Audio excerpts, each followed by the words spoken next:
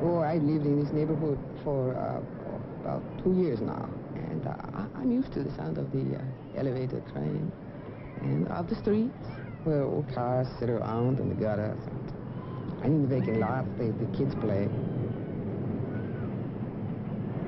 Some people might think it's colorful, you know, but when you live here, you call it something else, because poorness doesn't look good, or smell good, or feel good, especially not when you're sick, not when your body hurts, and you want to make it well. It took a while, but we've got a good answer to sickness in this part of New York. It's part of a new idea that's going on in other cities, too, you know, all over the country. Here in the Bronx, we call it the Montefiore Neighborhood Health Center, where people from my neighborhood can come to have their sickness treated and their hurt made well. You are entering a new world of health care. It draws upon the same science and uses the same instruments and equipment that health services traditionally do, but yet in its philosophy and its practice, it is different in some startling and significant ways. Here in New York's Montefiore Neighborhood Health Center, and in its counterparts in other American cities and towns, this concept of care has profoundly affected both the health professional and the patient. Senor Gallardo there never had a doctor before. At least not one who knew his name and his medical history. Have you had much swelling in your legs? Yeah, I used to swell up my legs. On anyway to church. Before I got to the church, I was hurting so bad I'd turn around and come back 2 or 3 times. Mrs. Skinner's getting on in years, and it never entered her mind that she'd be getting so much interested attention in a place devoted to medical care.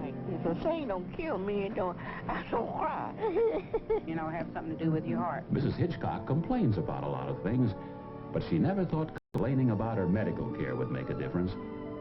But it is. So I took the pills, but every time I'd take the pills, instead of my arm stop hurting, it would hurt, and then my chest would hurt. Talk about. And just a few short months ago, it certainly never occurred to many of these people that they'd be helping shape the entire way in which their neighborhood's health care was to be offered. But they are, and the medical people are listening. This is the story of a new kind of comprehensive health care, and the way it is being offered in 36 American cities and towns. It is the story of a unique and creative approach to the health needs of its consumers, which goes where they are, listens when they talk, answers when they question, and perhaps most important of all, accepts their advice on how it can best serve their needs.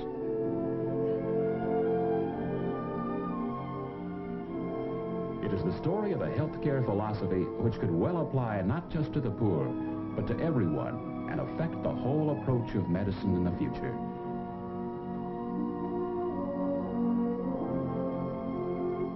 Right now, hundreds of thousands of Americans are utilizing it every day through their neighborhood health center.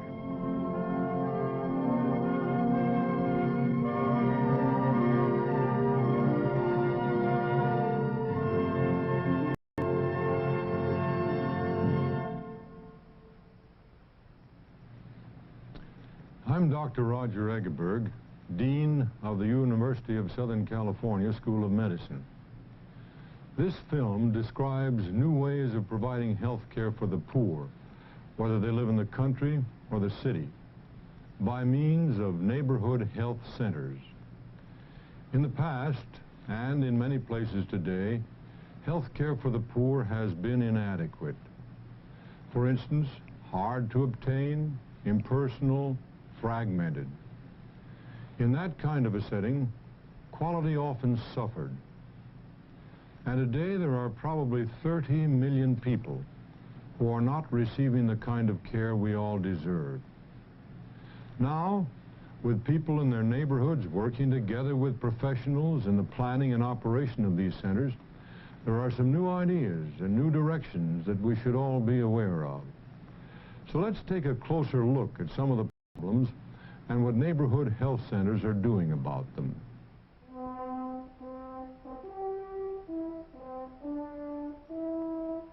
If you're poor, poverty poor, and you live in places like these, sickness can be a lifelong blight, a kind of vicious circle described by the physician who said, "The sick get poorer and the poor get sicker." If you're poor and sick, there are some mighty discouraging barriers between you and good medical care. Barriers like transportation.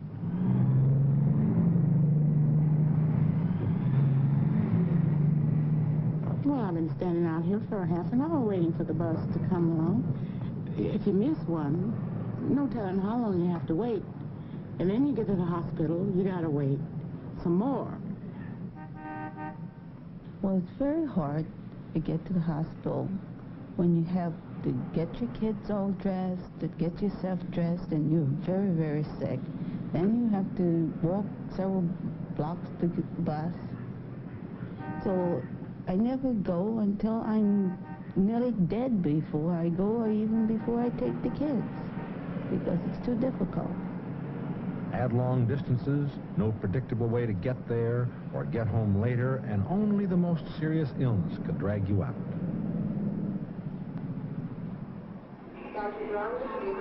And once you were there, what then?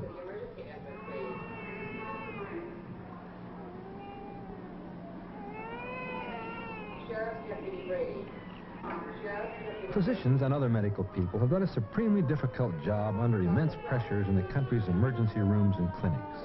But as so many physicians know, emergency rooms just weren't designed for that job.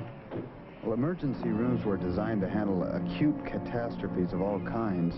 And when the medical or surgical need is of top urgency, they and their highly trained staffs function smoothly and efficiently.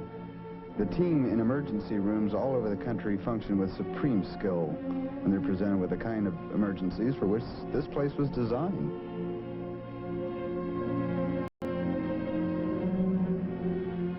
But the role of the emergency room has changed over the years, and now people bring routine problems here.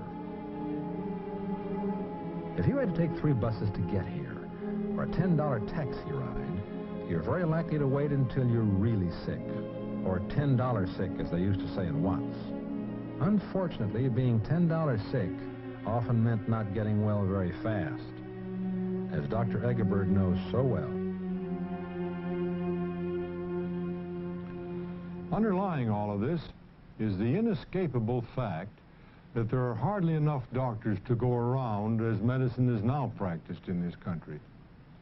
To add 30 million patients and 15 hours of work each week to every doctor's workload would throw the whole medical system into chaos.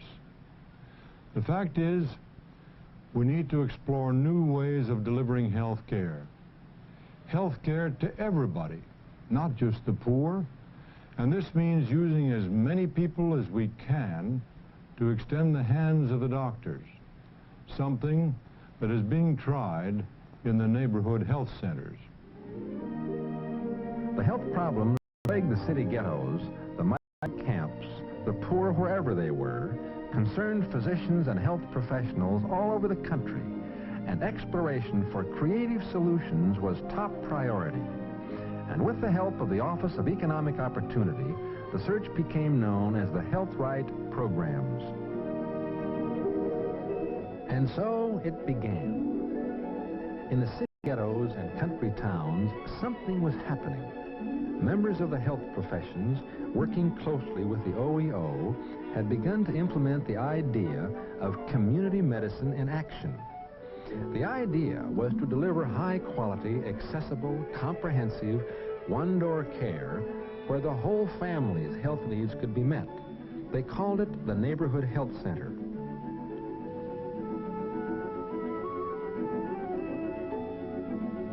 And the neighborhood was so involved in it that in little towns like El Viso, California, they built it themselves.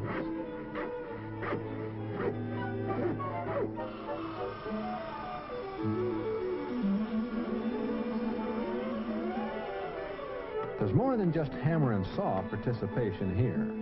This is community participation, because this group, voluntarily building its own center, has a unity of strength that can address other problems too. And as they break for lunch, they may well talk about things like housing and education and welfare. Community worker Tom Uredale puts it this way. Through the experience of attacking a specific problem and working with one another, they've begun to see the relationship of such things as health problems to the lack of housing, lack of education, a lack of response by the institutions in this society that so dramatically affect their lives. And not only do they have, at least some of them have, for the first time, a positive image of themselves, but they're beginning to see ways that they can move, possibly, to change some of the other areas of their life. So, with the vigorous and necessary help of community workers like Tom Uredale, the medically deprived people of communities like El Viso were helping themselves. A health center in this neighborhood? That's right.